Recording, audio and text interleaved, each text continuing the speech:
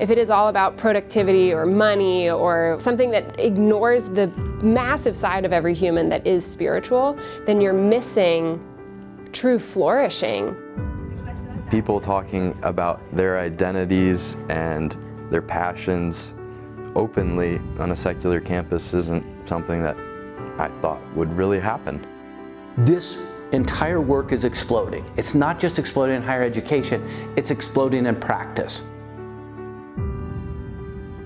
What a faith perspective does is it allows us to answer questions of like, why would someone start a social entrepreneurial venture? Why would someone engage in compassion? Why would someone give money away from their business? Those answers aren't easy to explain in an economic, materialistic perspective.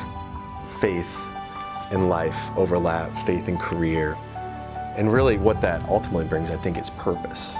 The impact that life could potentially have on our future entrepreneurs is, I think, tremendous, because it gives a platform for people that know that this is core to why they make decisions. There's a Wendell Berry poem where he says in it, plant sequoias. As in, like, you'll not see this fruit in your lifetime. This is gonna take over 100 years to really fully grow. But it's not just for you. It's not just for the outcome that we get to celebrate. Now I do have the aspirations of being a lawyer.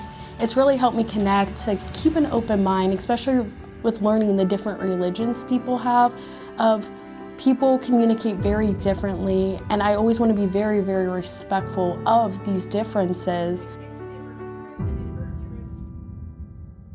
We are trying to help the students from all backgrounds and non-faith backgrounds to incorporate their own values.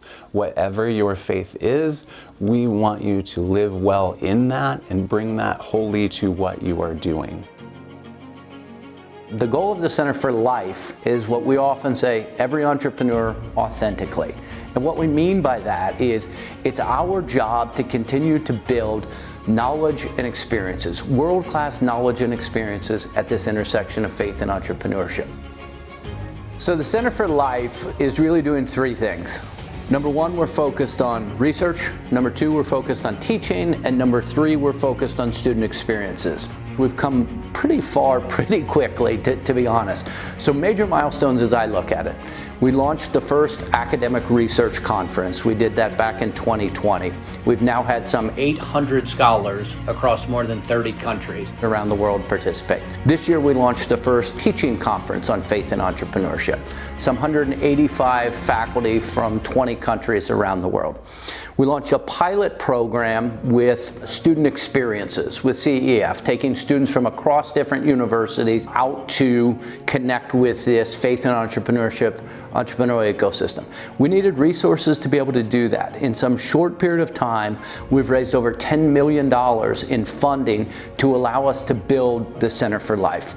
I've watched the Centre for Life go from strength to strength over the last couple of years. The program has done an incredible job in attracting students who want to spend more time examining the intersection of faith and entrepreneurship. Before, it was like I was juggling multiple things or multiple identities or however you want to phrase that, and now where I can bring it together, I'm just more confident of like, you know, as I step forward, this feels like the true Levi. It feels like I'm bringing these things that I care about all together into one.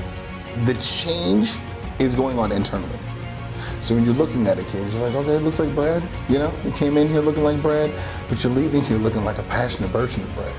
Like, what did you get? What was that thing? What did you learn that touched you so much? And a lot of folks, I learned that I have the opportunity to do more than what I've been taught or what I've been told. There's more. And once you get that hope, like it's the same person with a different sparkle in their eye. That's what happens. Our belief is this. If faith materially affects the entrepreneurial process, then we must study it. And if we don't study it, if we don't teach it, if we don't connect our students to understand that ecosystem, then they actually have an incomplete knowledge of entrepreneurship. It's not just a matter of belief, it's a matter of what is done. It's a matter of how various ethical principles, legal policies enter into business transactions, contract negotiations, the structuring of day-to-day business life. It even involves the ways in which entrepreneurs frame their pitch for funding, for support. There's a lot of classes that will tell you how to do different things in life, in business, in industry, but few challenge you on the why. And this one will. It's worth thinking about. You're taking these risks. How can your faith background kind of set you up to take that risk? Then if you fail, also have stability in that your identity is not based solely in your work, that there's another aspect to you. Sometimes a student will say, you want everyone to integrate faith and entrepreneurship. I say, oh no, that's not my job. What my job is to do is to make sure that you understand it. And what you do with it, that is entirely up to you. In terms of being a Miami program, it was launched. It has scaled, it has grown, it is nurtured by Miami leadership and faculty and staff, but it very clearly has established deep roots into the Academy as more than just a Miami initiative. What I'm doing in my business, I think I'm changing the learning and development industry, which is a $350 billion a year industry, and we're just a tiny little Cincinnati-based Midwest startup, right? But I know we could do it. So of course, like Brett, L.I.F.E can do it. Of course it can. Can L.I.F.E plant sequoias? Absolutely. I think L.I.F.E is planting sequoias. It is shaping students, and it is also globally with other academics is going to impact what is taught in those universities, and then the research that they do is going to start to influence what is published and what are journals talking about. That is culture shaping beyond the classroom.